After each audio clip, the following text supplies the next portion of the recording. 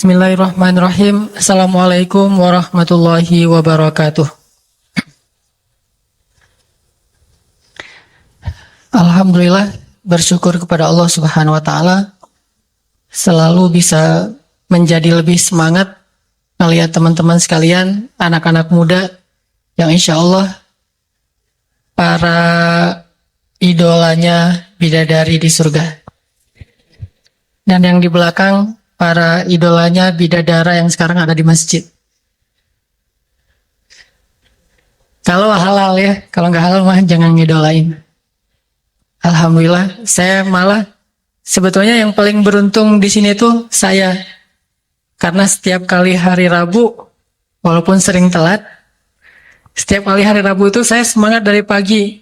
Semangat mikirin materi. Dan nggak ketemu juga sampai detik ini. Jadi duluan running posternya daripada materinya. Jadi ini kreatif. Ini tim poster.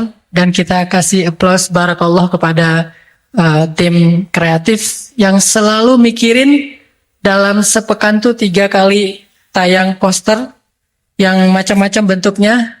Saya nggak tahu, jangan-jangan ntar lagi bakalan jadi orang-orang yang botak kali ya, mikirin poster terus ya, luar biasa. Saya aja nggak gitu-gitu amat mikirin materi, tapi selalu telat banget duduk dulu di situ. Alhamdulillah tadi ceramah dulu ada yang Ustadz yang ngasih materi sebelumnya, saya browsing dulu. Cuma beda, saya mah browsingnya pakai bahasa Arab. Jadi tenang, nggak akan ketemu kalau dicari di Google. Soalnya carinya pakai bahasa Arab. Teman-teman sekalian, malam ini kita akan belajar jadi Indo Runners. Nggak jadi ya. Supaya nggak jadi Indo Runners dari kenyataan. Lari dari kenyataan.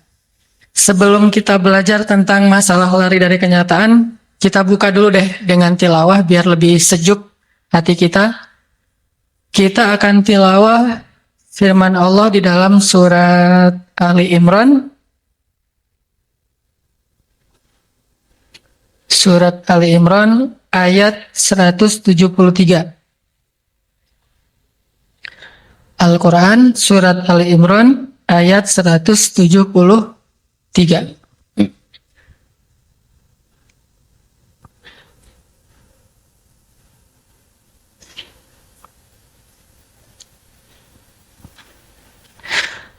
A'udzu billahi minasy syaithanir rajim. Silakan.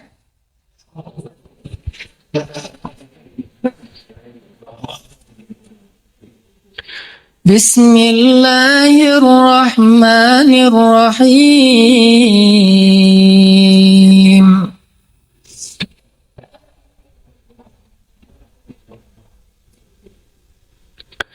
الذين قال لهم الناس إن الناس قد جمعوا لكم فاخشوهم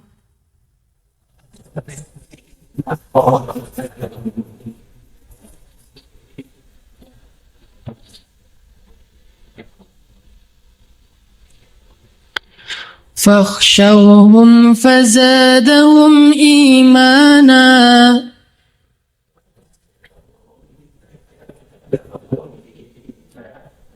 وقالوا حسبنا الله ونعم الوكيل.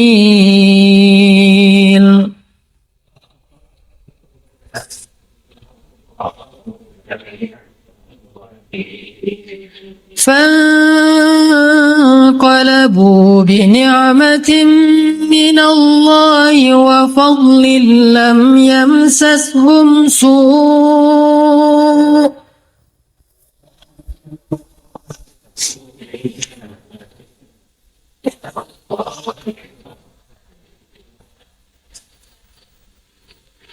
لم يمسسهم سوء واتبعوا رضوان الله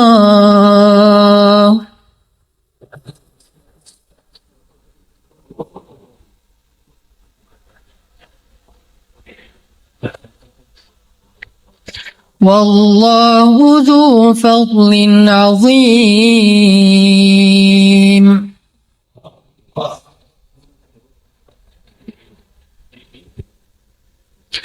إنما ذلكم الشيطان يخوف أولياءه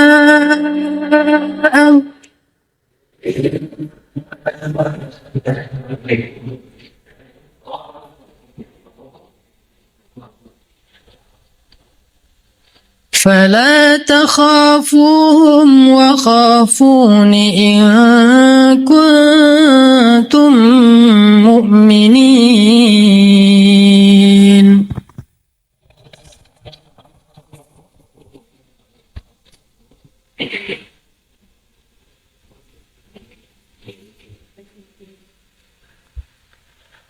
Yaitu orang-orang yang mentaati Allah dan Rasul, yang kepada mereka orang-orang munafik berkata, sesungguhnya kaum kafir itu telah mengumpulkan pasukan yang sangat banyak untuk menyerang kalian, maka takutlah kepada mereka.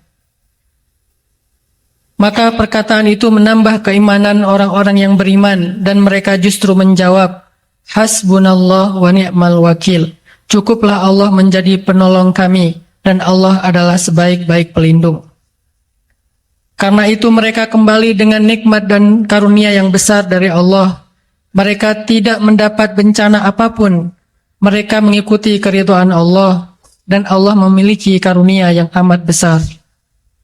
Sesungguhnya yang menakut-nakuti itu hanyalah syaitan, ingin menggentarkan kalian dengan kawan-kawannya, yaitu orang musyrik.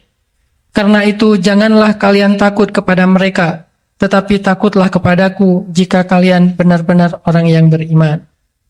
Shadaqallahul azim. Teman-teman yang dirahmati Allah Subhanahu wa taala, mudah-mudahan kita semakin hari itu semakin akrab, semakin saling kenal, kalau perlu bisa menghafal nama satu dengan yang lain. Makanya insya Allah nanti juga di akhir acara kita akan terus hidupkan budaya salam-salaman.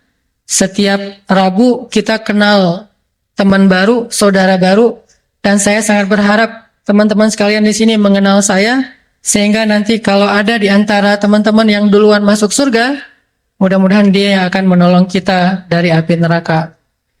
Karena yang bersaudara karena Allah di dunia, nanti di akhirat juga akan saling mencari saudaranya. Dan kita nggak tahu dalam satu masjid istiqomah ini siapa di antara kita yang pertama bakal masuk surga, itu kita nggak tahu. Saya nggak akan bilang dengan sok pede bahwa saya duluan, karena belum tentu.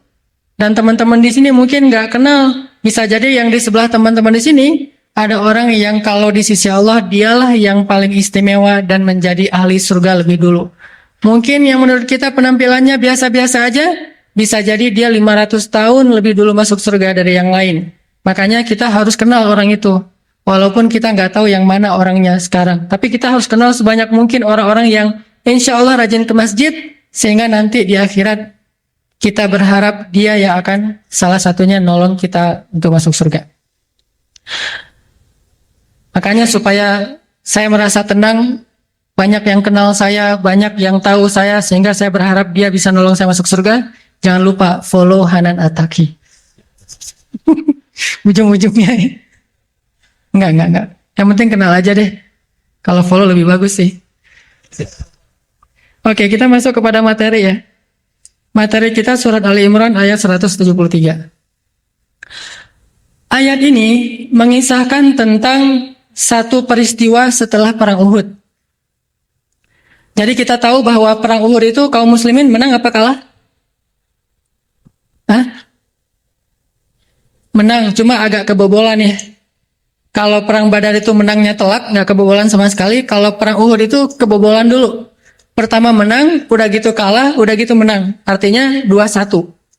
Menang, karena tidak ada satupun perang yang dilakukan oleh Rasulullah yang kalah itu nggak ada. Yang ada 2 kali kebobolan, perang Uhud sama perang Hunain. Yang lain mah menang telak. Nah, adegan perang Uhud yang kita tahu bahwa kaum muslimin dipukul mundur oleh orang-orang kafir Quraisy, bahkan beberapa orang sahabat itu sampai meninggal dunia syahid dalam perang Uhud. Salah satu yang paling terkenal siapa? Hamzah sama Mus'ab bin Umair.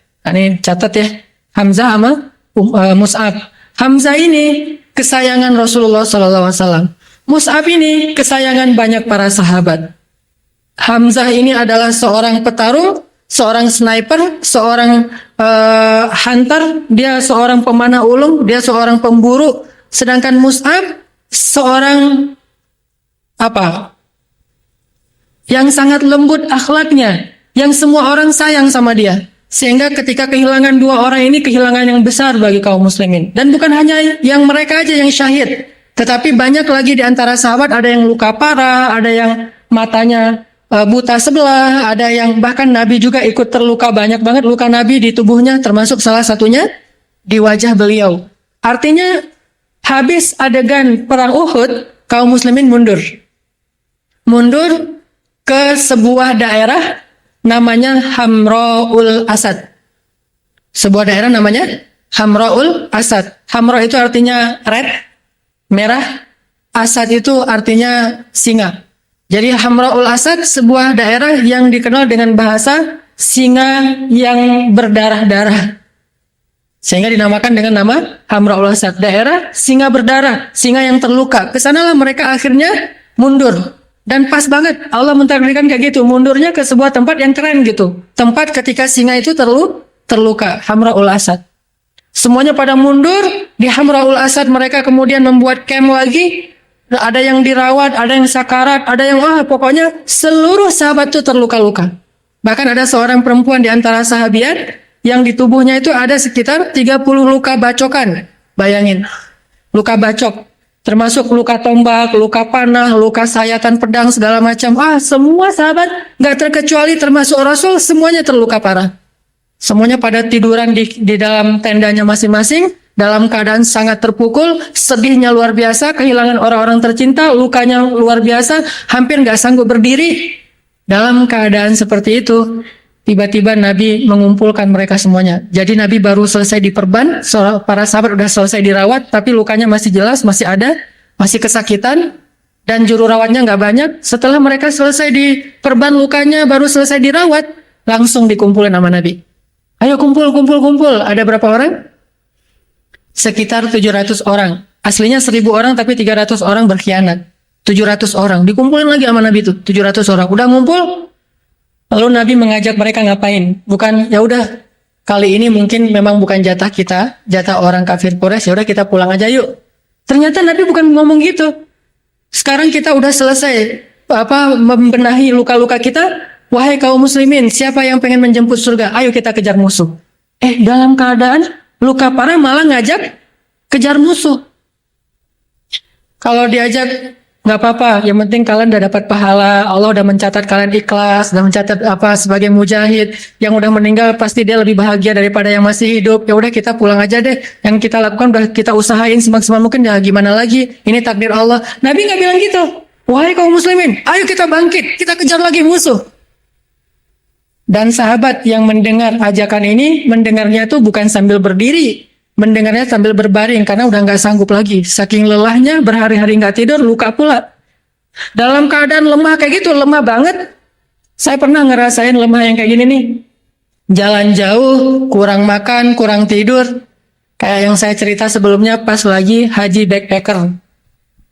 Haji dari Mesir kan nggak punya maktab tuh, nggak punya hotel. Akhirnya kita dari Mekah ke Mina jalan, dari Mina ke Muzdalifah jalan, Muzdalifah ke Arafah jalan, semuanya jalan. Dari Arafah jalan lagi ke Mina, dari Mina ke Mekah lagi, balik lagi ke Mina. Karena ada tawaf ifadah, balik untuk mabit segala macam. Makannya kurang, tidurnya kurang. Di Arafah kita tidurnya itu di trotoar, di Mina kita tidur dekat tempat lontar jamarat. Jadi kita sambil tidur bisa lontar jamarat gitu, saking dekatnya. Hotel benar-benar VVIP, orang presiden aja nggak gitu-gitu amat gitu. Kita benar-benar di samping tempat lontar jumrah. Kita tidur di situ. Kalau malam dingin banget, kalau siang kita karena crowded panas banget. Dalam keadaan kayak gitu, itu jalan itu udah tawaf. Karena tawaf ifadah itu penuh-penuhnya waktu tawaf, kita nggak jalan, berdiri aja gini. Tiba-tiba udah selesai, udah 7 putaran. Kenapa? Saking ramainya. Jadi tawaf itu nggak perlu jalan, berdiri aja udah. Berdiri di bawah diri sama arusnya ke bawah. Kita bilang Allah Akbar aja kan kita harus kayak gini ke Hajar Aswad ya. Bismillah Allah Akbar kan gitu harusnya ya. Saking lemah, udah lemah banget, udah nggak berdaya banget. Kalau bukan karena itu wajib dan nggak bisa ditunda, maka mungkin udah nggak sanggup lagi. Seandainya ada yang ngebadalin, tapi kalau bisa sih gratis, badalin deh gitu. Diganti sama yang lain. Ternyata nggak bisa, harus kita sendiri yang ngelakuin. Saking lemahnya. Dan ini lebih dahsyat daripada sekedar umroh dan haji. Ini perang. Bayangin aja orang-orang di Palestina. Saya pernah dapat cerita dari seorang teman yang pernah di sana. Dia bilang para mujahid Islam yang sedang membela tanah air mereka di Palestina tuh menunggu datangnya tank Israel di bawah terowongan itu bisa berbulan-bulan. Itu namanya ribat. Jadi dalam jihad itu ada sebuah aktivitas namanya ribat. Ribat ini bukan perang, tapi melatih kesabaran. Nungguin aja. Di dalam terowongan yang kecil, yang orang untuk selonjoran aja nggak bisa, apalagi berbaring. Jadi duduknya itu ngeringkuk gitu di bawah terowongan. Nungguin apa? Nunggu tank musuh lewat untuk diledakin. Jadi dia pasang kayak granat gitu, udah gitu dia nungguin. Kalau tank musuh lewat baru diledakin. Dan itu entah berapa lama tanknya musuh lewat. Bisa berbulan-bulan, bisa berminggu-minggu. Sedangkan makanannya satu hari cuma 1 butir kurma. Makanannya sehari cuma 1 butir kurma. Minumnya itu pakai kain. Jadi kain itu dicelupin ke dalam air, udah gitu ditetes karena dijatah. Kalau kebanyakan mereka udah nggak dapat jatah air karena luar biasa susahnya. Ini namanya ribat. Para sahabat itu kalau kita mau mengimajinasikan itu lebih sulit dari kondisi yang pernah saya ceritain. Sulitnya luar biasa. Dalam kondisi kayak gitu, saya juga pernah kadang lagi jalan sama teman-teman mau ngelakuin apa gitu, udah jalan, udah berusaha, ternyata ada hambatan, udah gimana nih, pulang nggak? Mulai agak-agak labil gitu ya, pulang aja deh ya. Tanggung Ustaz, dikit lagi kita coba sekali lagi, ya udah deh coba sekali lagi, tapi udah agak setengah hati. Pas udah dicoba nggak bisa juga, udah aja, kan kita udah berusaha. Aduh pulang aja, pulang akhirnya kan semangat kita nggak kayak gitu. Sahabat Nabi dalam keadaan lemah banget, Nabi bilang, ayo kita kejar musuh. Padahal kondisi mereka lagi dalam keadaan sangat-sangat lemah, sangat-sangat nggak berdaya. Kira-kira apa yang mereka lakuin? Jangan kemana-mana. Ntar kita lanjutin setelah salat isya insyaallah. Barakallahu li wa lakum. Bismillahirrahmanirrahim. Teman-teman yang disayang oleh Allah Subhanahu wa taala, kita tadi sampai kepada cerita kisah saat Nabi Shallallahu Alaihi Wasallam mengumpulkan para sahabat di Hamroul Asad. Dikumpulin nih para sahabat yang dalam keadaan luka-luka parah, dalam keadaan lemah, gak berdaya, untuk duduk aja susah, apalagi berdiri, apalagi berperang. Dikumpulin sama Nabi dan Nabi juga masih dalam keadaan berdarah-darah. Terus Nabi bilang, jangan sampai kita membiarkan musuh pulang dalam keadaan euforia. Mau pulang dalam keadaan merayakan kemenangan, seolah-olah agama Allah dikalahkan. Maka mari kita hadapi lagi musuh agar mereka lihat bagaimana kekuatan kaum muslimin. Dalam keadaan berdarah-darah, dalam keadaan lemah kayak gitu. Ketika Nabi sedang menyemangati para sahabat untuk gerak kali yang kedua ini, tiba-tiba di antara orang-orang munafik ada yang tampil. Ini biasa nih, nakut-nakutin. Tampillah beberapa orang munafik yang seolah-olah dia berpikir lebih realistis gitu.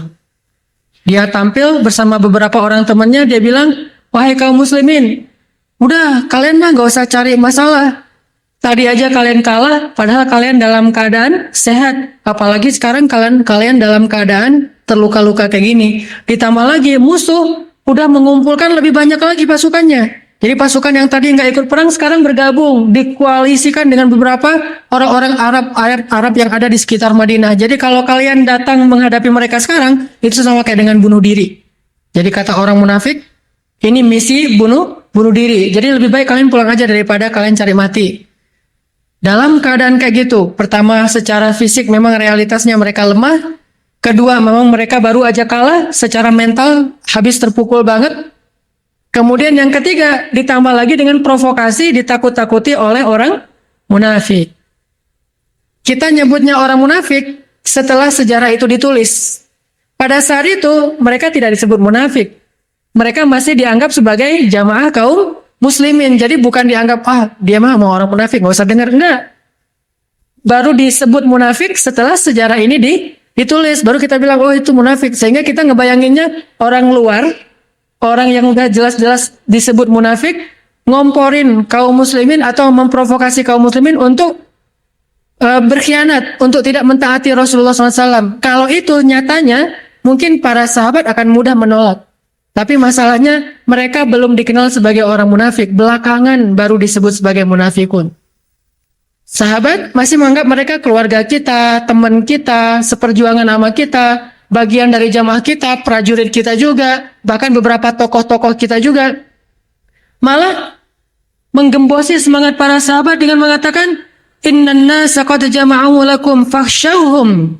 Sesungguhnya orang-orang kafir itu udah berkumpul sekarang. Pasukannya lebih besar dari yang sebelumnya dan mereka sedang mempersiapkan melawan kalian. Mereka akan mengalahkan kalian 2 kali. Lebih baik kalian takut dan pulang aja. Fakhshawhum.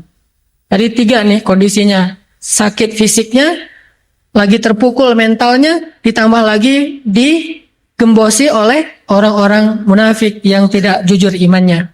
Dalam keadaan kayak gitu, lemah banget. Dan Nabi menyuruh mereka untuk maju. Mereka ternyata Allah ilhamkan untuk mengucapkan satu kalimat. Sebenarnya yang mengatakan kalimat ini Rasulullah. Kemudian diikuti oleh para sahabat. Apa kalimatnya? Waqalu. Mereka bilang, mereka ini dipimpin oleh Rasul. Baru mereka nurutin. Kata mereka apa? Hasbunallah, hasbunallahu wa ni'mal wakil. Ketika orang munafik menggembosi semangat kaum muslimin, ketika realitasnya kaum muslimin sedang dalam keadaan lemah dan tidak sanggup untuk duduk apalagi berdiri, lalu dalam keadaan lemah kayak gitu Nabi mengatakan hasbunallah wa ni'mal wakil. Cukup bagi kita Allah. Kalau mereka punya banyak pasukan, kita punya Allah. Kalau mereka kuat, Allah yang menguatkan kita. Kalau mereka tadi bisa memukul mundur kita, maka Allah yang akan memukul mundur mereka. Hasbunallah wa ni'mal wakil. Kalimat inilah yang memotivasi para sahabat untuk bangkit. Nabi tadi ngajak segala macam, belum penuh semangat sahabat, belum utuh, belum belum total gitu ya. Tapi pas Nabi bilang hasbunallah wa ni'mal wakil, semua sahabat serentak berdiri, hasbunallah wa ni'mal wakil. Kalimat hasbunallah wa ni'mal wakil inilah kemudian meneguhkan hati mereka. Jadi bisa dibilang, solusi kalau kita ngadapin suatu masalah, suatu kenyataan yang menurut kita berat banget, yang gak mungkin kita bisa menghadapi kenyataan itu, kayak para sahabat gak mungkin bisa menghadapi musuh yang baru saja ngalahin mereka, ditambah lagi sekarang mereka sakit, ditambah lagi dengan fitnah orang-orang munafik. Kalau kita dalam keadaan persis seperti itu dalam hidup kita, maka gak usah maju dulu, gak usah bangkit dulu, gak usah mikir solusi dulu, ucapin aja dulu hasbunallah wa ni'mal wakil. Ntar Allah yang akan menguatkan kita. Kalau saya bilang dalam keadaan terpuruk bangkit, itu mungkin agak-agak berat tuh. Saya juga nggak selalu kayak gitu sih. Ketika dalam keadaan misalnya merasa kayaknya nggak mungkin lagi nih bisa diusahain, udah nyerah aja. Terus kita bilang jangan nyerah dulu, bangkit dulu. Mungkin itu next lah. Tapi yang pertama katakan saja dulu hasbunallah wa ni'mal wakil. Cukup Allah dan sebaik-baik pelindung. Dari kalimat inilah Allah akan memasukkan iman dalam hati orang-orang yang soleh yang mengucapkannya. Dengan keimanan itu nanti Allah akan meneguhkan hatinya. Hasbunallah wa ni'mal wakil. Walaupun kita mengucapkannya dengan gemetar, walaupun kita mengucapkan kalimat hasbunallah itu dengan sedikit rasa agak khawatir, benar nggak ya, bisa nggak ya, bisa nggak ya, tapi katakan saja dengan mantap lisan kita, walaupun belum mantap hati kita, katakan saja dengan lisan kita hasbunallah wa ni'mal wakil, walaupun hatinya beneran nggak juga sih, nggak apa-apa. Pokoknya ucapin aja dulu hasbunallah wa ni'mal wakil. Setelah itu nanti Allah yang akan memperbaiki urusan hati kita. Ini rahasia pertama, gimana biar kita nggak jadi Indo-runners dari kenyataan, nggak lari dari kenyataan. Dan Allah menjanjikan di dalam ayat berikutnya, ayat 174, fanqalabu bi ni'matin minallahi wa fadl. Akhirnya kaum muslimin pulang ke Madinah dengan nikmat Allah dan karunia. Maksudnya apa? Setelah mereka ngucapin hasbunallah wa ni'mal wakil, akhirnya Allah masukkan rasa semangat yang luar biasa dalam diri kaum muslimin sehingga mereka serentak maju. Dari 700-an orang yang tadi ikut berjihad, yang kemudian kembali ke Hamraul Asad, cuma satu yang nggak ikut untuk sesi kedua, untuk episode kedua, untuk ronde kedua. Dan yang satu itu benar-benar udah sakarat. Sehingga ketika Nabi dan para sahabat berangkat, dia meninggal di atas tempat tidurnya. Ini benar-benar udah nggak sanggup berdiri. Yang lain, ada yang tangannya cacat, ada yang matanya cacat, ada yang anak panah masih di dalam perutnya, cuma dipatahin doang, belum sempat dicabut. Langsung berangkat. Semangat yang luar biasa, bertakbir Allahu Akbar, Allahu Akbar, Allahu Akbar. Dari mana muncul semangat ini? Dari hasbunallah wa ni'mal wakil.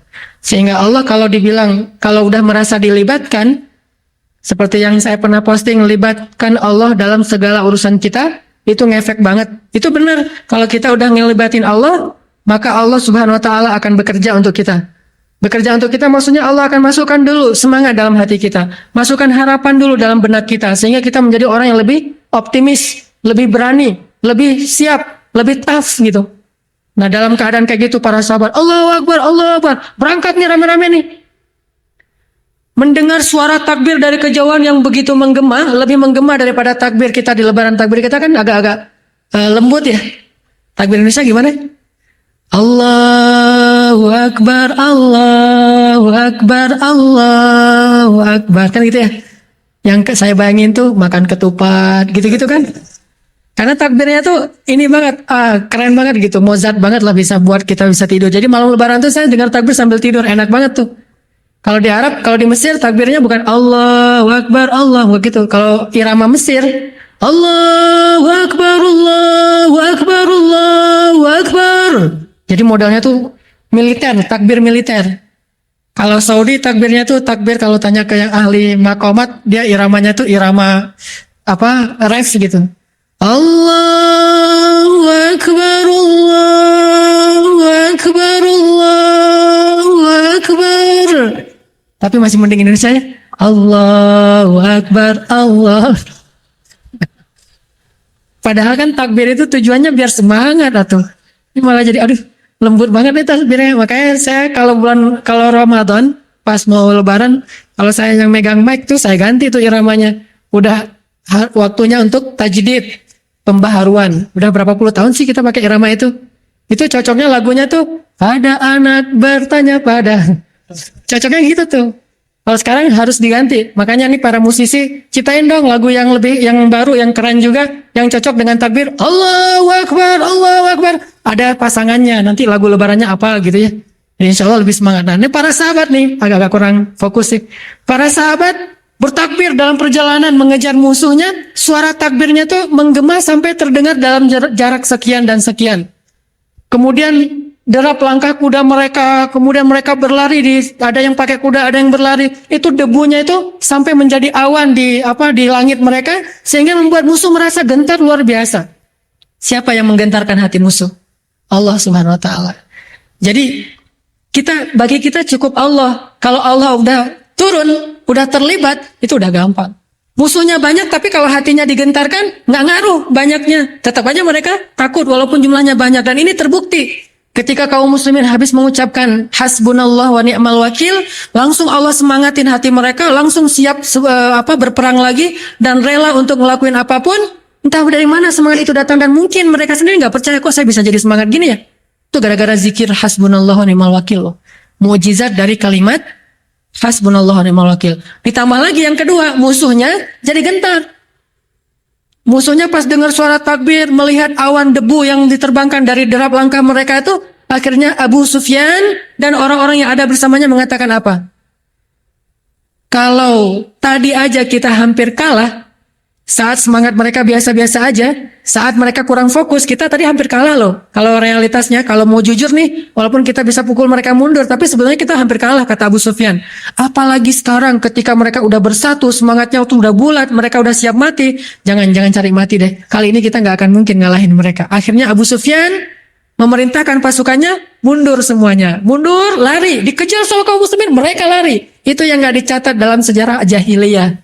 Pulang ke Mekah seolah-olah mereka bersuara gembira, kami menang, padahal nyatanya mereka saling melirik ke sesama mereka. Kita mah nggak menang sebetulnya. Tadi dikejar lari, yang ngejar orang cacat, yang ngejar orangnya buta sebelah, yang ngejar orangnya masih ada anak panah, tapi kita lari, benar-benar lari loh.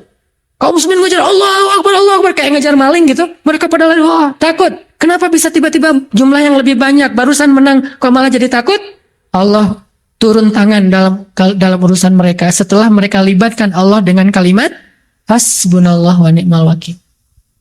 Gitu juga kita dalam menghadapi hidup. Walaupun yang kita hadapin kadang bukan manusia tapi kenyataan. Yang kita hadapin sebuah kondisi, yang kita hadapin sebuah musibah. Tetapi minimal Allah akan menggentarkan musuh yang selalu nakut-nakutin kita, yang membuat kita nggak berani tampil, yang membuat kita nggak berani melanjutkan hidup kita. Dan musuh itu adalah a'udzubillahi minasyaitonir rajim. Syaitan minal jinnati wan nas. Syaitan dari jin dan dari jenis manusia. Gitu. Jadi Allah minimal akan menghalangi setan untuk nakut-nakutin kita. Sehingga kita jadi semangat lagi menghadapi kenyataan atau ujian yang kita hadapi. Saya yakin semua teman-teman pernah diuji dengan ujian yang kadang sampai membuat kita berpikir kayaknya nggak mungkin saya keluar dari masalah ini. Kadang kita sampai ke kondisi yang kayak gitu.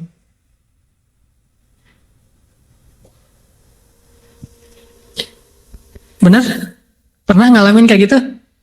Ngerasa, aduh, nggak mungkin nih saya kayaknya bisa dapat jalan keluar nih, udah terlalu berat nih, ini di luar kemampuan saya nih dan segala macam. Sehingga kita pengen lari aja dari kenyataan. Lari dari kenyataan, pelampiasannya kemana? Kalau masih takut mati, minimal minum. Atau nggak jelas, pokoknya aktivitasnya nggak jelas, pengen lupain aja. Nggak mau dihadapin, nggak mau difikirin, nggak mau dicarikan solusi, nggak mau dirasain, pokoknya mau lari aja. Kalau lebih parahnya lagi nanti larinya adalah pengen bunuh diri, nauzubillah. Dan saya yakin teman-teman di sini nggak ada yang kayak gitu, karena masih ada di sini. Kalau nggak udah nggak ada ya. Kalau benar-benar bunuh diri pasti kan udah nggak ada di sini. Ada tuh yang suka jualan pakai VW kombi itu di depan. Semua malam ini kayaknya dia lagi nggak ini. Namanya Joni. Joni, Odoy. Namanya Odoy itu. Dia pernah cerita, ini ada nggak Odoy orangnya? Nggak ada. Wah, dia ketika ada masalah besar, masalah finansial, karena dia merasa udah nggak punya lagi, gimana nih solusinya, udah gelap, udah mentok gitu, larinya kemana? Larinya ke mistik. Kata dia, semua dukun dari ujung Pulau Jawa ke ujung Pulau Jawa sana, udah saya datangin semuanya deh. Udah saya coba satu-satu ke dukun A, dukun B, dukun C, baik yang nggak masuk TV atau yang sekarang ada di TV. Saya cobain tuh semua satu-satu, dukun-dukunnya. Pengen cari solusi ke para dukun. Mbah, dia ceritain ketika kita lagi berkemah, ceritain satu demi satu usaha dia datang ke dukun mencari solusi, ternyata nggak ngefek, malah habis nambah masalah gitu, uangnya habis karena kan ada mahar ya, maharnya itu mahal lah gitu, udah gitu maharnya ngutang pula, kan nambah hutang berarti kan, dan terus aja kayak gitu terus. Ini menunjukkan bahwa kita nggak bisa lari dari Allah karena masalah itu Allah yang ngasih disebabkan oleh kesalahan kita. Dan solusinya juga hanya ada di sisi Allah. Jadi mau lari kemana itu nggak akan nyelesain masalah. Satu-satunya tempat kita berlari dan bisa nyelesain masalah cuma lari ke Allah. Fafirru ilallah. Larilah kalian kepada Allah. Anibu ila rabbikum. Kembalilah kalian kepada Tuhan kalian. Wasari'u ila maghfiratin min rabbikum wa jannah. Bersegeralah kalian kepada Tuhan kalian. Wa'tasimu bihablillah. Berpeganglah kalian kepada tali agama Tuhan kalian. Wasta'inu ya ayyuhalladzina amanu ista'inu bis sabri was salah. Kalau kalian mau minta tolong, larinya ke siapa? Ke Allah. Mintalah tolong kepada Allah dengan sabar dan salat. Cuma itu tempat kita lari. Jadi kalau mau indoor runners dari kenyataan, runnersnya itu ke masjid. Runnya itu ke masjid, runnya itu ke atas sajadah. Sampai ada istilah kemarin dari teman-teman, kalau tidak ada pundak tempat bersandar, maka masih ada sajadah tempat bersujud. Dan itu selalu ada. Udah aja runnya, larinya. Kalau kita pengen lari dari kenyataan, larilah kepada pemilik solusi, yaitu Allah. Salah satu caranya selain sholat, hasbiyallah wa ni'mal wakil. Katakan itu dulu, kemudian berwudu, sholat. Nah itu benar-benar ngefek tuh. Ngefek banget. Tapi kita harus paham ya, cara Allah menyelesaikan masalah kita. Kadang-kadang udah diselesaikan sama Allah, kita bilang belum. Ada dua cara Allah ngasih solusi terhadap seorang hamba. Cara pertama, kita bilang hasbunallah wa ni'mal wakil, kita sholat, kita berdoa, kita sujud panjang, tiba-tiba dapat berita masalah kita beres. Bisa kayak gitu. Ketika kita sakit, tiba-tiba langsung mendingan, lebih baik, jadi sehat gitu. Ketika kita berhutang, tiba-tiba ada yang ngebayarin. Ketika kita lapar, tiba-tiba kita bisa dapat makanan dan seterusnya. Bisa jadi solusinya adalah selesai masalah kita. Tetapi ada yang lebih keren dari ini. Ada yang lebih mantap lagi nih. Apa solusinya? Kadang Allah tidak menyelesaikan masalah itu sekaligus. Tetapi Allah menguatkan hati hambanya menghadapi masalah itu. Dan inilah solusi terbaik. Kadang Allah kalau mau nolong seorang hamba, kalau hambanya biasa-biasa aja, Allah tolong dengan dikasih solusi. Ini nih solusi. Kamu selesai dari masalah kamu. Bisa kayak gitu. Tapi cara yang kedua, ini cara untuk orang yang lebih Allah cintai nih. Kalau yang dikasih solusi dicintai, cuma nggak banget. Kalau yang banget dicintai banget, yang istimewa banget di sisi Allah, Allah nggak akan langsung ngasih solusi. Tetapi Allah akan menguatkan hatinya menghadapi masalah itu. Makanya Nabi Ayub nggak pas sakit, kan Nabi kan kalau ada masalah langsung ditolong Allah kan, dan dia kekasih Allah pula. Pas Nabi Ayub sakit, nggak langsung besoknya sembuh, kan enak tuh. Ternyata nggak, Allah kuatkan hatinya menghadapi sakit selama 17 tahun. Nggak pernah mengeluh sama sekali, dan itulah pertolongan Allah untuk Ayub. Sehingga setelah dia melewati masa yang panjang itu, dengan kesabaran dan ketabahan, nggak pernah mengeluh, justru yang Allah sediakan untuk dia nanti jauh lebih istimewa daripada diberikan solusi di awal. Makanya kadang ada dua cara, tapi kita yakin salah satu ini akan ngefek pada kita, atau dua-duanya. Kalau kita hasbunallah wa ni'mal wakil, kalau kita sholat, kalau kita tawakal kepada Allah, wa ufawwidu amri ilallah, saya serahin masalah saya kepada Allah. Satu, mungkin Allah akan menyelesaikan masalah kita segera. Dua, dan ini mudah-mudahan juga bisa kita rasain, Allah nggak nyelesain masalah kita, tetapi dikuatkan kita ngadapin masalah. Nggak langsung, misalnya ada masalah dengan pasangan. Kan ada tips, ini tips saya sebagai yang udah nikah. Kalau udah nikah tuh tetap ada masalah, jangan berpikir udah nikah nggak ada masalah, banyak. Masalahnya sama aja, tetap ada, cuma mungkin insya Allah lebih membantu karena udah dalam kondisi yang halal. Ada masalah nih dengan pasangan. Kan tipsnya kalau lagi ada masalah sama pasangan, sholat ya. Kayak Nabi kalau lagi masalah dengan istrinya, beliau ke masjid, sholat. Nah saya juga gitu. Kalau Ali bin Abi Thalib ke masjid, sholat terus tidur di tanah sampai kepalanya berdebu. Cuma saya nggak tidur di tanah, ke masjid aja gitu, tidur di lantai yang kayu kayak gini.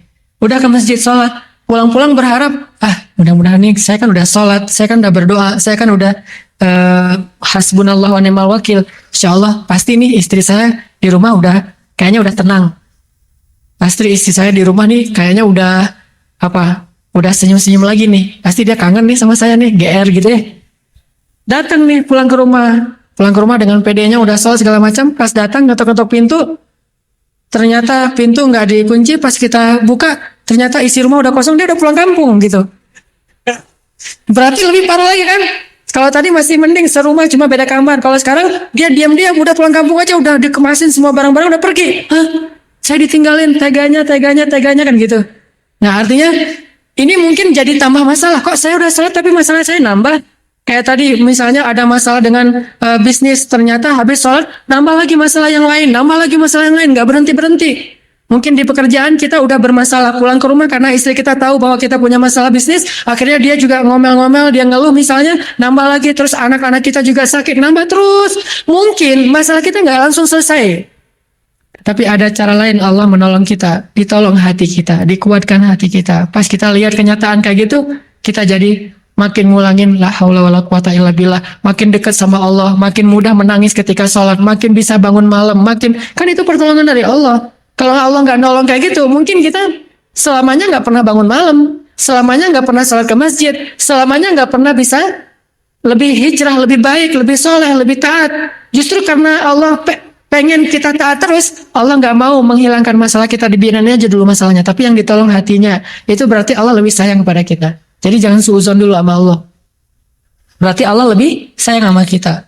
Nah, akhirnya para sahabat Nabi setelah musuhnya dikejar dan lari kocar-kacir gitu, maka fangqalabu di ayat 174 mereka kembali. Para sahabat kata Nabi, ya udah kalau gitu kita kembali. Nah, ini kalau mereka kembali kali ini Allah ridho.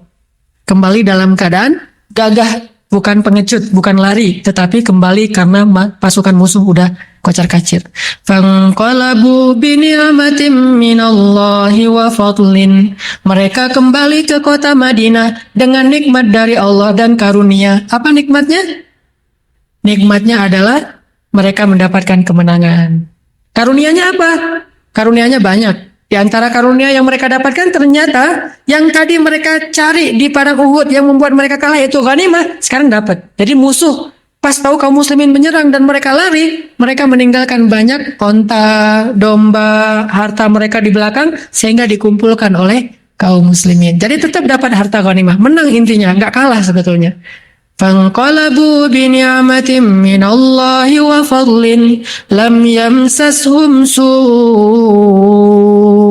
Mereka sama sekali tidak mendapatkan masalah. Gak ada yang terluka, gak ada yang meninggal, gak ada yang kesulitan. Lam yamsashum su'. Jadi kalau kita udah bilang hasbunallah wa ni'mal wakil, Allah berjanji lam yamsashum su'. Gak mungkin kita ditimpa dengan kemalangan setelahnya. Jadi kalimat hasbunallah itu kalimat menolak bala. Mantra untuk menghindari kemalangan. Lam yamsashum su', enggak akan menimpa kemalangan. Wattaba'u ridwanallah. Mereka mengikuti karunia Allah, ridho Allah, dan Allah menyertai mereka. Wallahu dzu fadlin 'adzim. Ini janji Allah kepada orang yang mengucapkan kalimat hasbunallah wa ni'mal wakil, lari dari kenyataan menuju kepada pemilik kenyataan, yaitu Allah Subhanahu wa taala. Ini kisah Uhud. Terus ada lagi dalam adegan yang lain, siapa yang pernah mengucapkan kalimat ini selain Rasul dan para sahabat? Kalau kata para ulama, kalimat hasbunallah wa ni'mal wakil itu adalah zikirnya para nabi. Bukan cuma nabi biasa, zikirnya nabi ulul azmi.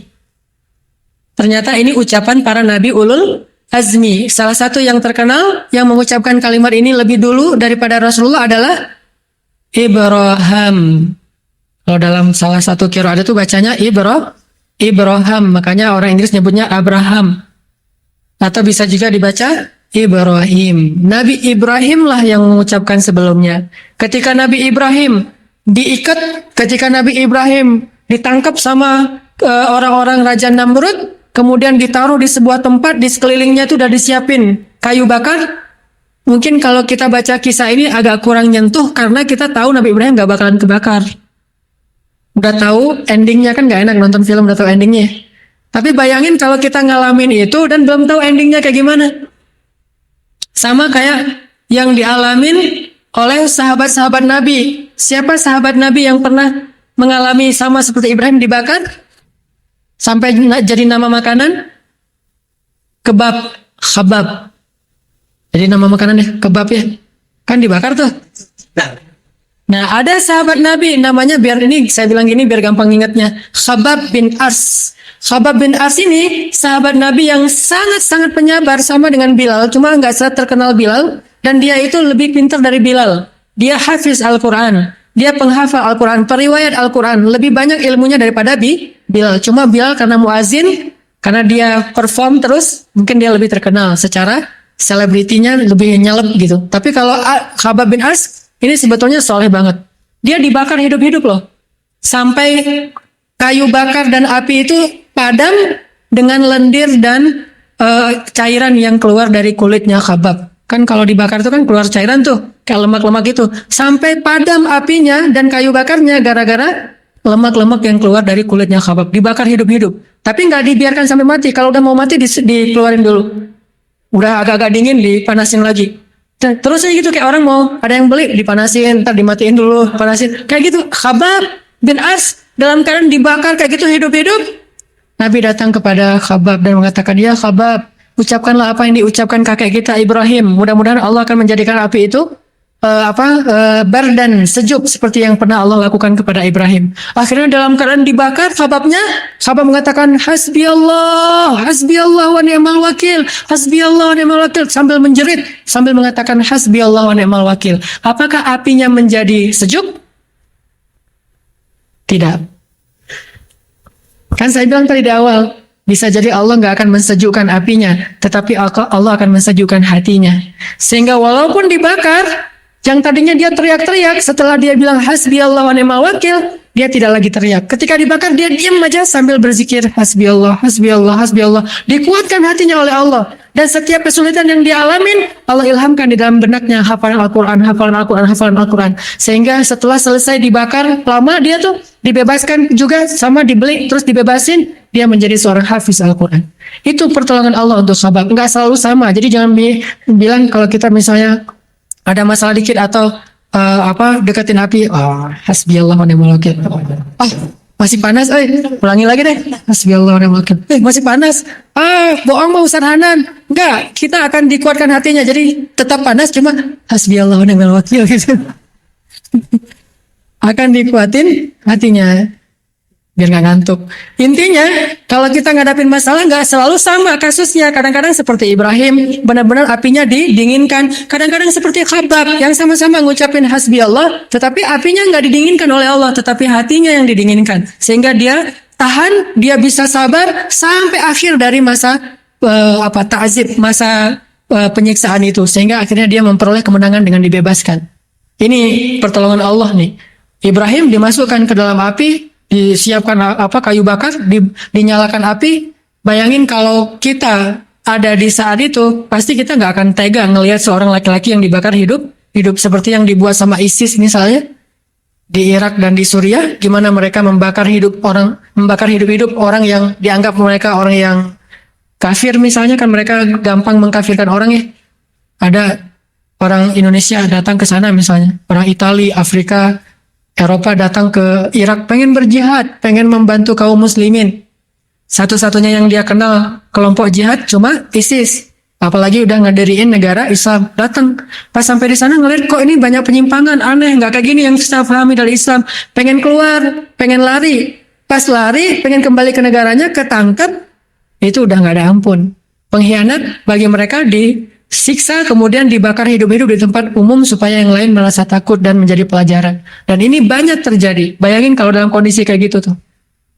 Dalam kondisi yang benar-benar sangat-sangat udah, kalau saya nggak bisa ngebayangin. Pernah lihat orang dihukum mati nggak?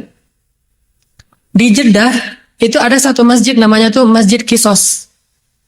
Masjid Qisas tuh masjid yang kalau di hari Jumat tertentu ada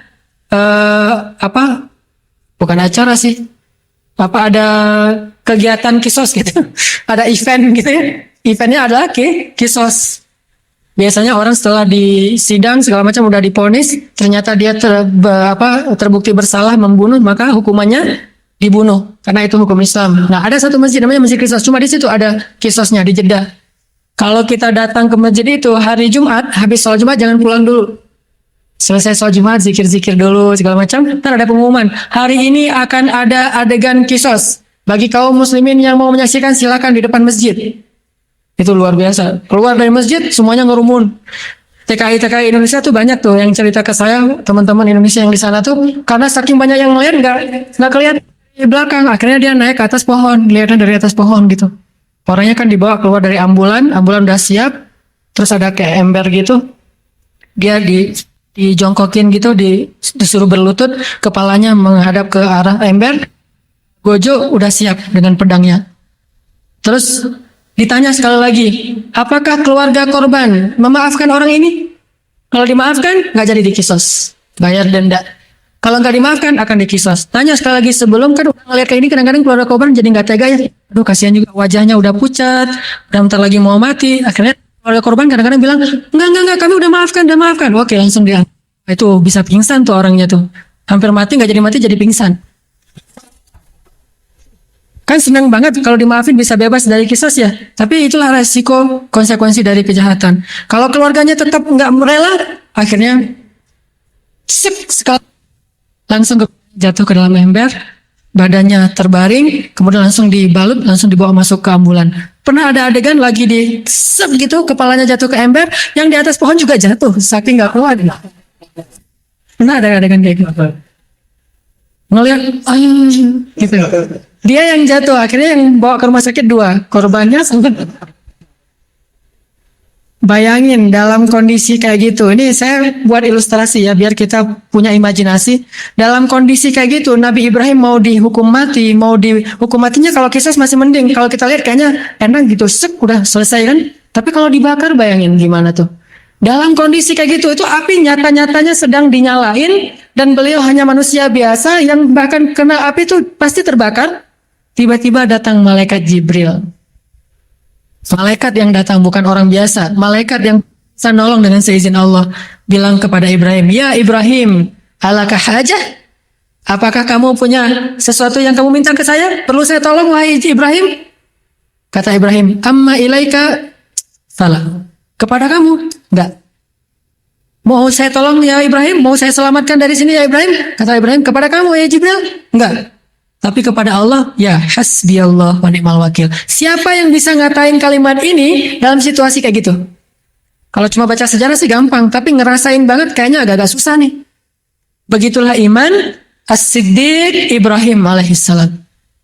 Nabi yang digelari dengan julukan As-Siddiq, yang sangat kuat imannya. Kepada Jibril itu kan bukan musuh, bukan orang jahat. Jibril itu malaikat paling keren, paling soleh yang membawa wahyu. Pasti dia diutus oleh Allah untuk nolong Ibrahim. Jadi udah nggak ada alasan untuk nolak sebetulnya.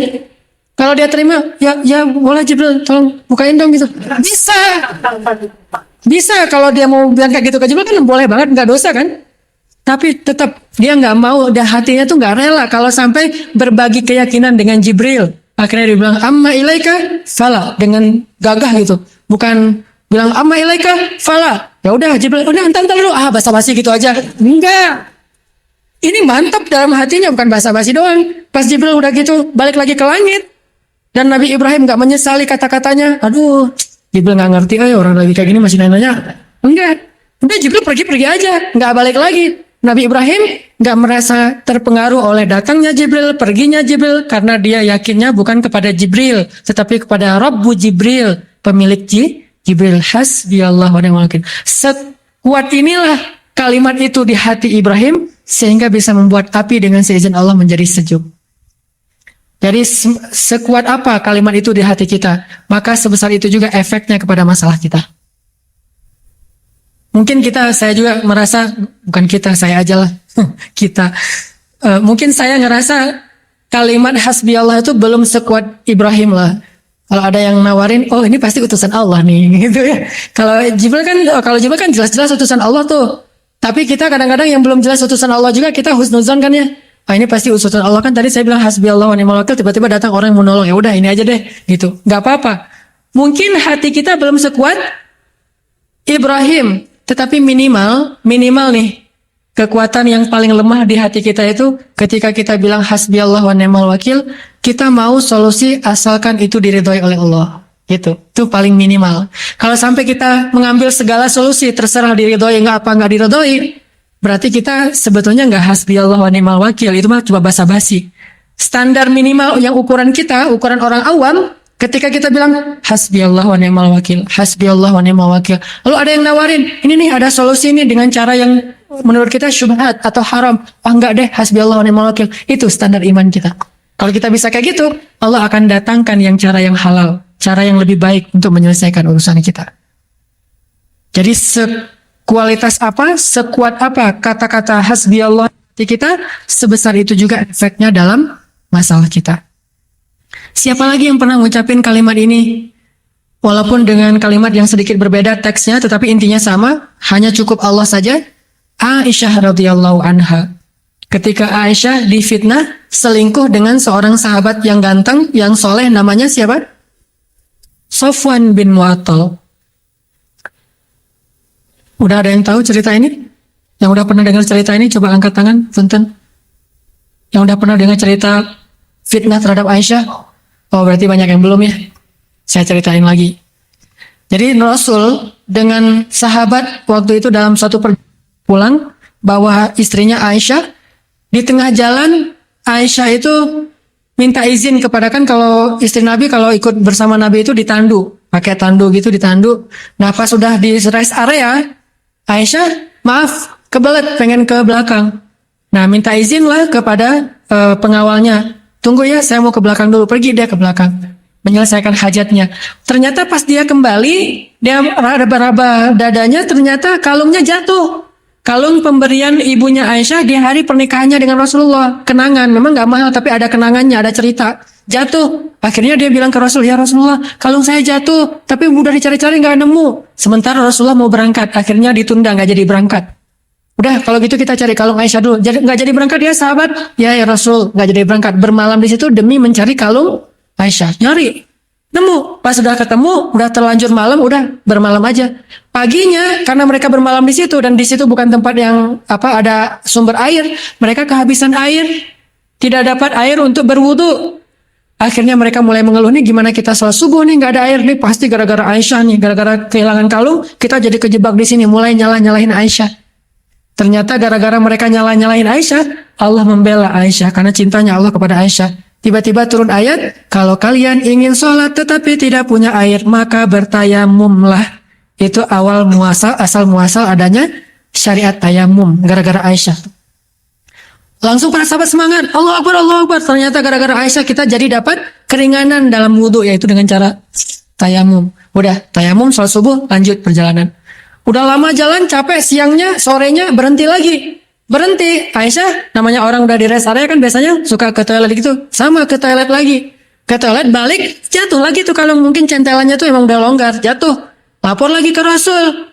Akhirnya Rasulullah nyuruh lagi para sahabat nyari. Mulai lagi kehambat gara-gara itu. Berangkat lagi. Di kali yang ketiga, rest area lagi, Aisyah ke toilet lagi, jatuh lagi. Kali ini Aisyah udah gak enak hati mau ngasih tahu ke Rasul. Masa 3 kali ngasih tahu terus 3 kali berhenti gara-gara Aisyah.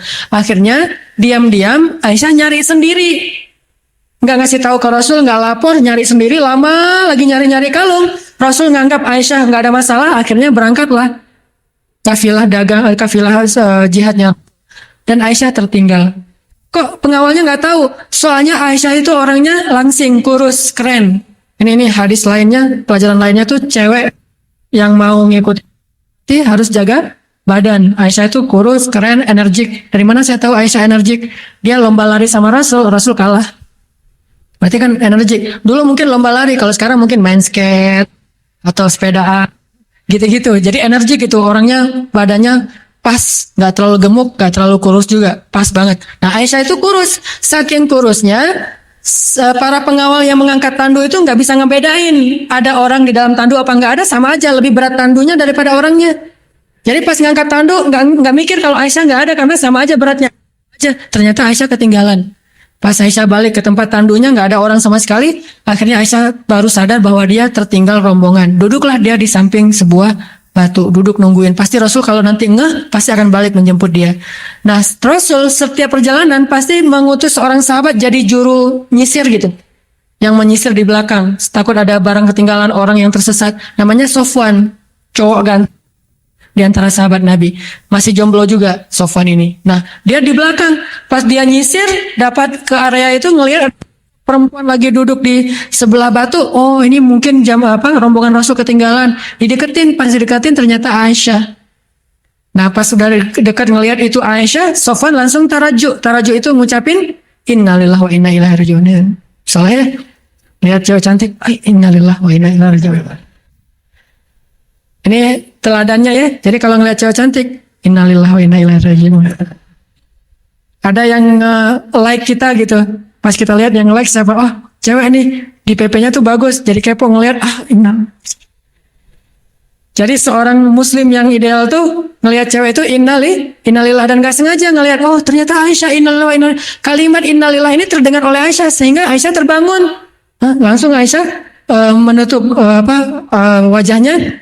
Kemudian Sofwan mengambil onta dan menaruh di sebelah Aisyah, didudukin ontanya, gak ngomong apa-apa, dan Aisyah tahu itu kode bahwa Aisyah disuruh naik ke atas onta. Naiklah Aisyah ke atas onta. Apaan? Lebih dekat. Sini aja ngomong. Apaan? Oh, mic-nya ganti. Cek. Cek. Sampai di mana? Oh, naik onta. Nah, ditaruh tuh motornya di sebelah Aisyah, biar Aisyah naik di atas motor. Nah, pas Aisyah mau naik di atas motor yang bernama onta, mereknya onta, Sofwan memalingkan badannya supaya nggak ngelihat cara Aisyah naik di atas motor. Tuh, bukan salah fokus ya kemarin, ada cewek di atas motor diliatin. Kalau ini malah nggak mau ngelihat karena aurat. Akhirnya Aisyah naik, kira-kira waktu 1 menit 2 menit udah naik di atas motor, di atas onta, diambil onta tali kekangnya onta dibawa sama Sofwan. Sofwan jalan, Aisyah di atas onta, jalan aja. Nah, ternyata Rasulullah nggak realize kalau Aisyah ketinggalan. Sampai di Madinah, Rasulullah langsung masuk ke masjid, sibuk dengan tamu-tamu kenegaraannya, belum pulang ke rumah Aisyah, jadi nggak tahu kalau Aisyah ketinggalan. Tiba-tiba dari kejauhan Sofwan dan Aisyah ini tiba-tiba datang mendekat kota Madinah. Di gerbang kota Madinah orang munafik lagi ngumpul. Nih kebiasaan orang munafik itu nongkrong di jalan. Itu salah satu kebiasaan orang munafik, nongkrong aja di jalan. Ada yang lewat dipelototin, kalau lupa bilang punten dimarahin. Segitu. Jadi Aisyah sama Sofwan kan dua cowok cewek yang bukan muhrim lagi berduaan di tengah padang pasir. Hah? Jadi hot news kan? Wah, langsung di semuanya di broadcast tuh, semua rumah di broadcast. Kalau broadcastnya sih sederhana, Aisyah dan Sofwan pulang berdua. Benar apa salah? Benar, nggak ada yang salah kan? Tapi bahasa ini bersayap, sehingga orang pasti akan memahaminya itu yang negatif. Wah, selingkuh nih. Orang munafik nggak pernah bilang selingkuh. Itulah bahasa media. Kadang-kadang ujungnya pertanyaan, Aisyah dan Sofwan selingkuh? Tanda tanya gitu kan ya? Itu kan bahasa media banget tuh. Dari zaman dulu udah kayak gitu. Aisyah dan Sofwan pulang berdua, di broadcast ke semuanya. Akhirnya yang lain orang-orang beriman sendiri yang menyimpulkan mereka selingkuh. Itu pinternya bahasa munafikun. Sehingga orang beriman sendiri yang menyebarkan Aisyah selingkuh dengan Sofwan, Aisyah selingkuh dengan Sofwan, Aisyah udah gak cinta lagi dengan Rasulullah, Aisyah berkhianat, Sofwan ternyata ada main sama Aisyah. Ramai di seluruh rumah di kota Madinah. Sampai akhirnya Rasulullah mendengar berita itu dan Rasulullah sangat sedih. Kemudian sahabat-sahabat yang senior juga semuanya percaya dengan berita itu. Semuanya percaya. Sampai Rasulullah juga hampir percaya. Hampir Rasulullah menceraikan Aisyah. Terus Rasulullah datang ke rumah Aisyah. Ngobrol sama Aisyah. Ya Aisyah, kamu udah dengar beritanya? Udah ya Rasulullah. Gimana menurut kamu? Kata Aisyah, kalau saya bilang itu bohong, pasti Rasul gak percaya sama saya. Padahal saya jujur. Kalau saya bilang itu benar, Allah Maha tahu saya tidak melakukan itu. Maka saya gak mau ngomong apa-apa, cukuplah Allah bagi saya. Tuh kalimat intinya. Kalau dalam keadaan merasa gak ada yang nolongin kita, gak ada yang berpihak sama kita, udah Allah cukup. Hasbi Allah. Tapi bahasanya saya adukan saja kepada Allah, nggak kepada manusia. Udah segitu dong. Rasulullah kemudian nggak bisa nyimpulin nih gimana nih. Aisyah juga ngomongnya agak-agak nggak tegas gitu. Nanya ke Abu Bakar. Abu Bakar nggak bisa komentar. Rasulullah akhirnya ke masjid sedih banget. Tiba-tiba datang Jibril membacakan surat An-Nur 1 halaman penuh. Ayatnya tuh panjang banget bahwa ternyata benar Aisyah itu tidak selingkuh. Aisyah itu masih suci. Aisyah itu solehah, dibela dari langit. Nabi mendengar ayat ini dibacakan oleh Jibril, langsung bahagia, lari ke rumah Aisyah, yaitu rumah Abu Bakar, lari ke rumah Abu Bakar, ngetok-ngetok pintu rumah, dan Rasulullah memeluk Abu Bakar mengatakan, ya Abu Bakar, bahagia, ada apa ya Rasulullah? Telah turun ayat yang membela Aisyah bahwa mereka tidak berselingkuh. Itu adalah sebuah musibah. Aisyah tertinggal dan Allah membela Aisyah. Nama Aisyah bersih di langit. Aisyah mendengar dari kamarnya. Ternyata Allah membela Aisyah. Aisyah nggak pernah nyangka sampai turun ayat untuk ngebelain dia. Ini gara-gara kalimat hasbiyallah wa ni'mal wakil. Sampai turun ayat lo ngebelain dia. Akhirnya karena Rasulullah udah tenang, Abu Bakar udah tenang, ngetuk pintu kamar Aisyah. Abu Bakar bilang ke Aisyah, Aisyah keluar, itu Rasulullah suami kamu datang. Allah udah membela kamu dan ayatnya dibacakan sama Rasul. Udah keluar kamu ketemuin sama Rasul, kata Abu Bakar. Apa kata Aisyah? Enggak. Emangnya dia belain saya? Yang belain saya kan Allah. Jadi saya akan menghadap Allah aja, nggak mau menghadap dia. Akhirnya Aisyah nggak mau keluar dari kamar. Salat syukur, sujud syukur kepada Allah, dan Rasulullah paham, oh ya udah, emang saya pantas sih digituin kan. Soalnya kan kemarin maksud pantasnya wajarlah seorang perempuan, seorang istri ngambek kepada suami yang kemarin juga hampir percaya kepada isu kan ya. Dan itu Rasulullah sadar banget, udah Rasulullah pulang, besoknya balik lagi Aisyah udah normal lagi. Nah, intinya kalimat ini luar biasa, sampai langit menurunkan ayat demi seorang perempuan yang menyerahkan urusannya kepada Allah. Wa ufawwidu amri ilallah hasbiyallahu wa ni'mal wakil la haula wala quwata illa billah. Makanya kita boleh jadi indoor runners dari kenyataan, tapi larinya kemana dulu? Larinya kepada Allah SWT. Insyaallah Allah yang akan menyelesaikan urusan kita jika kita ngerasa memang nggak bisa menyelesaikannya sendiri. Itu aja teman-teman yang dirahmati Allah. Mudah-mudahan jadi penyemangat buat kita ngadapin masalah kita. Jangan kemana-mana, tetaplah di jalurnya, tetaplah menghadap Allah dalam keadaan susah dan senang. Dan marilah kita tutup dengan sama-sama berdoa kepada Allah. A'udzubillahi minasyaitonirrajim. Bismillahirrahmanirrahim. Ya Allah ya Arhamar Rahimin.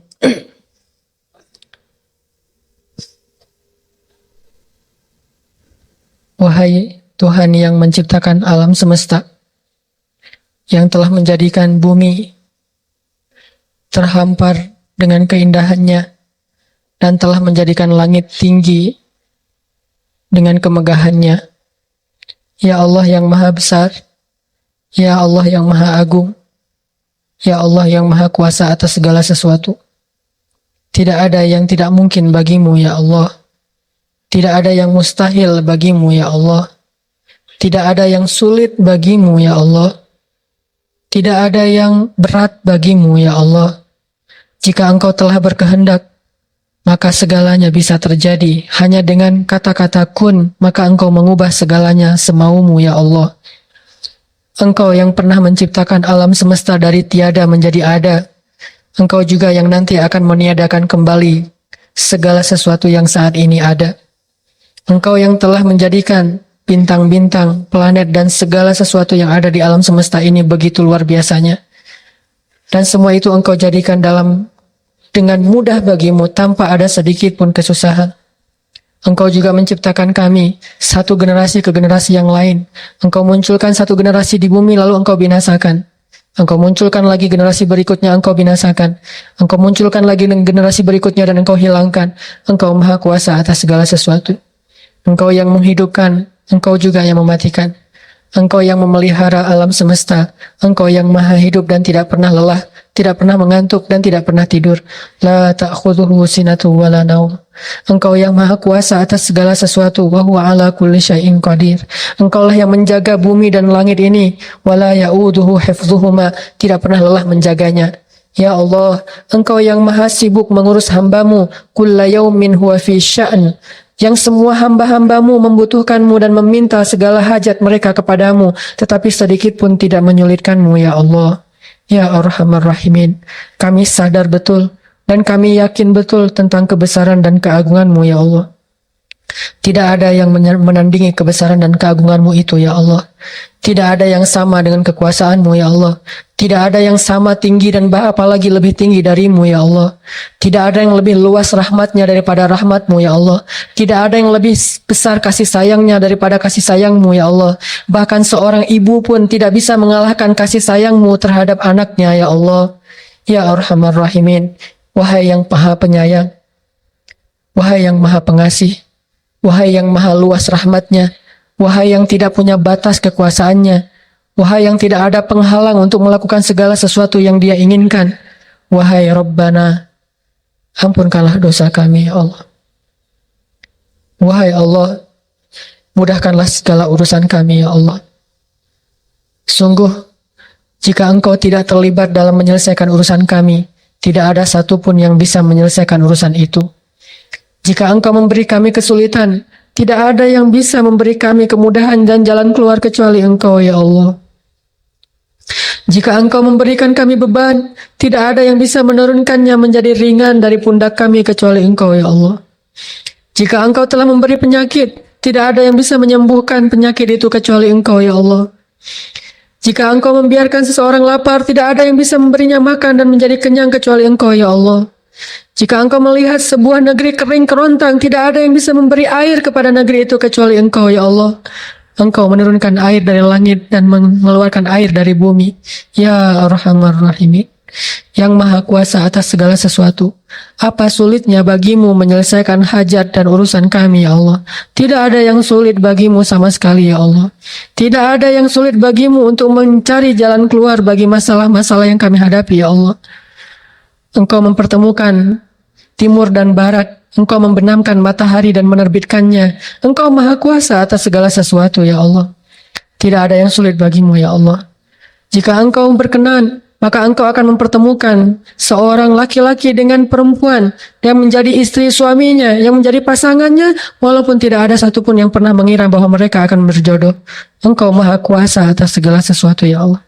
Semua kami punya hajat, dan kami di sini datang karena kami tahu dan kami yakin tidak akan bisa kami mendapatkan hajat-hajat itu kecuali jika kami meminta kepadamu. Kepada siapa kami memohon perlindungan dan pertolongan kecuali kepada Engkau, ya Allah. Kepada siapa kami kembali kecuali hanya kepadamu, ya Allah. Pintu rahmat siapa yang bisa kami ketuk berkali-kali dan tidak akan marah kecuali pintu rahmat-Mu, yang makin sering kami mengetuknya makin Engkau sayang kepada kami, ya Allah. Jika kami mengetuk pintu rumah-rumah makhluk-Mu, makin sering kami mengetuknya, makin mereka merasa ingin menjauh dari kami. Makin mereka merasa terganggu. Tapi pintu rahmat-Mu, semakin kami mengetuknya, semakin Engkau sayang kepada kami, ya Allah. Maka kami akan terus mengetuk pintu rahmat-Mu, ya Allah. Mengetuk pintu rahmat-Mu dengan salat, dengan hasbunallah wa ni'mal wakil, dengan la haula wa la quwata illa billah, dengan wa ufawwidu amri ilallah, dengan doa dan munajat kepadamu, ya Allah. Bukakanlah pintu-Mu, ya Allah. Bukalah pintu rahmat-Mu kepada kami, ya Allah. Berikan jalan keluar dari kesulitan kami, ya Allah. Berikan kemudahan dari kepayahan kami, ya Allah. Berikan kelapangan dari kesempitan kami, ya Allah. Berikan, ya Allah, kebaikan-kebaikan dari segala keburukan yang kami alami, ya Allah. Ya Arhamar Rahimin. Jika kami mengandalkan amal soleh kami, sungguh untuk membayar nikmat-Mu juga tidak cukup, ya Allah. Dan jika kami masih membawa dosa-dosa kami, pasti itu akan menjauhkan kami dari rahmat-Mu, ya Allah. Maka yang bisa kami lakukan hanyalah beristighfar, memohon ampun atas dosa-dosa yang pernah kami lakukan, dan setelahnya kami memohon rahmat dan kasihan dari-Mu, ya Allah. Meskipun kami merasa tidak pantas untuk meminta banyak dari-Mu karena sedikitnya amal-amal kami, tetapi kami juga sadar bahwa tidak ada tempat lain bagi kami untuk meminta selain Engkau, ya Allah. Kami memohon, please, ya Allah. Kami sangat memohon kepadamu, ya Allah. Kami sangat memohon kepadamu, berikanlah jalan keluar dari setiap masalah kami, ya Allah. Berikanlah jalan keluar dari masalah keluarga kami, ya Allah. Berikanlah jalan keluar dari masalah pekerjaan kami, ya Allah. Berikanlah jalan keluar dari masalah pribadi kami, ya Allah. Berikanlah jalan keluar dari masalah pendidikan kami, ya Allah. Berikanlah jalan keluar dari masalah jodoh kami, ya Allah. Berikanlah jalan keluar, ya Allah. Pertemukanlah kami dengan kekasih kami di dunia dan di akhirat, ya Allah. Jika kami ingin bertemu dengan pasangan kami, itu karena kami ingin belajar taat kepadamu bersama-sama, ya Allah. Kami ingin merasakan sholat tahajud bersama. Kami ingin merasakan saling menasihati dalam kebaikan. Kami ingin berpegangan tangan, bergandengan tangan menuju ridhamu, ya Allah. Kami ingin kembali kepadamu sambil membawa orang yang Engkau ridhai, dan kami ingin masuk surga bersamamu berpasang-pasangan, ya Allah. Ya Arhamar Rahimin, pertemukanlah kami dengan jodoh kami, ya Allah. Bukakanlah jalan untuk kami untuk bertemu dengan pangeran kami, dengan imam kami, dengan pemimpin di dalam rumah tangga kami, ya Allah. Dan bukakanlah jalan untuk kami bertemu dengan orang yang akan menasihati kami, ya Allah. Orang yang akan menafkahi kami, ya Allah. Orang yang akan mengimami sholat kami, ya Allah. Ya Allah, pertemukanlah kami dengan seorang perempuan yang akan mengajarkan kepada kami kasih sayang dan kelembutan. Perempuan yang bisa mengganti ibu kami dalam kasih sayangnya kepada kami, ya Allah. Ya Arhamar Rahimin. Semua kami punya hajat dan kesulitan. Tolonglah kami, ya Allah. Kasihanilah kami, ya Allah. Ibalah kepada kami, ya Allah. Hamba-Mu yang lemah dan tidak berdaya ini, ya Allah. Rabbana atina min ladunka rahmah وهيئ لنا من أمرنا رشدا واجعل لنا من كل ضيق مخرجا ومن كل هم فرجا ومن كل عسر يسرا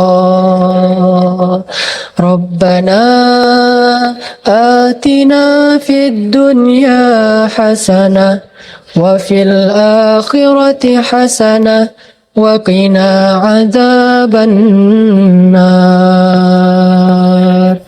تقبل يا كريم تقبل يا رحيم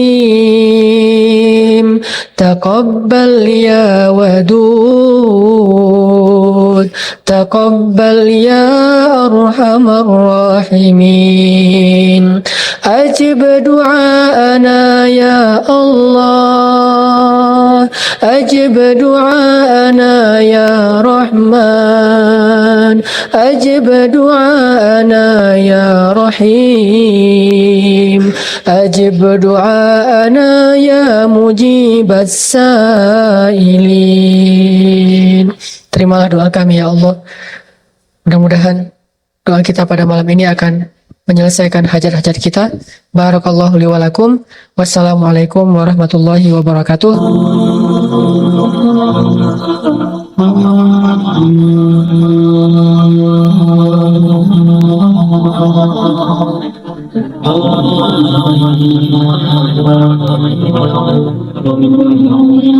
Benar kan kata Allah, kalau mereka fuqara yughnihimullah, maka Allah akan memberikan kekayaan untuk mereka atau kecukupan. Jadi obat hati itu adalah yakin kepada Allah.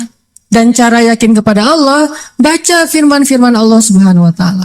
Allah berjanji di dalam banyak ayat untuk bisa menjadi iman, menambah faith, menambah keyakinan di dalam hati kita. Tinggal kita baca aja. Banyak banget ayat-ayat kayak gitu. Jadi begitu kita galau tentang gimana nanti nih, apa yang harus saya kasih, gimana menafkahi, baca nih ayat. Gitu juga kalau misalnya kita cari kerjaan atau cari nafkah. Allah Subhanahu wa taala juga memberikan kita banyak sekali ayat-ayat yang menjadi janji dari Allah bahwa siapa yang yakin kepada Allah, pasti Allah Subhanahu wa taala akan menjaganya. Itu banyak banget ayat kayak gitu. Salah satunya teman-teman bisa baca minimal banget teman-teman bisa baca di surat Hud ayat 6. Coba baca surat Hud, surat 11 ayat 6. Ini juga ayat untuk ngecas iman kita. Apa kata Allah di ayat 6 surat Hud? Bismillahirrahmanirrahim. Wa ma min dabbatin fil ardi illa 'ala Allahi rizquha wa ya'lamu mustaqarraha wa mustawda'aha kullun fi kitabim mubin. Gak ada satupun hewan yang melata di muka bumi illa 'alallahi rizquha, kecuali Allah yang menjamin rezeki bagi mereka. Terus kenapa kita khawatir?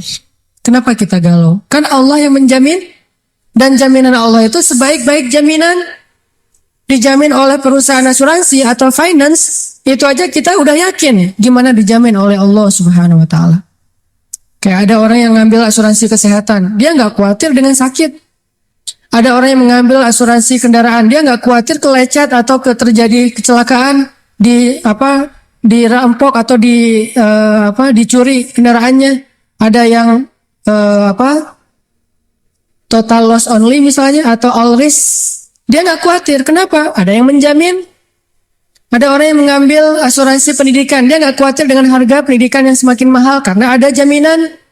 Kalau kita masih sering ragu dan sering khawatir dengan hidup kita, berarti kita nggak yakin dengan jaminan Allah Subhanahu wa taala. Makin kita yakin dengan jaminan Allah, makin hilang rasa khawatir dalam hidup kita. Tenang ajalah, ada Allah. Ketika kita ada masalah sedikit, kita tinggal klaim. Dan mengklaim asuransi Allah itu lebih gampang daripada ngeklaim asuransi manusia. Ngeklaim asuransi manusia tetap aja ada biayanya. Tapi ngeklaim kepada Allah itu nggak ada biayanya, nggak perlu pakai nomor antri, nggak perlu jauh-jauh keluar dari rumah. Kita tinggal mengangkat kedua tangan kita mengatakan Ilahi, Rabbi, saya ada masalah nih. Tetapi Engkau Maha Besar. Dan setelah itu hati kita akan langsung tenang. Ini teman-teman. Di antara obat terhadap semua penyakit hati itu adalah belajar yakin kepada Allah Subhanahu wa taala. Teman-teman bisa baca juga nanti surat Al-Mulk. Ini surat yang benar-benar nge-booster hati kita. Jadi sesi pertama ini saya pengen sharing. Ternyata kalau kita pengen menghilangkan semua penyakit hati kita, mulailah dari belajar iman, belajar yakin kepada Allah Subhanahu wa taala. Kalau kita pengen belajar menjadi orang yang menjalani hidup itu penuh dengan keyakinan, penuh dengan harapan, orangnya optimis, caranya belajar yakin kepada Allah Subhanahu wa taala. Dan salah satu cara belajar yakin kepada Allah, baca ayat-ayat Allah, terutama ayat-ayat booster tentang kebesaran Allah Subhanahu wa taala. Inna fi khalqis samawat,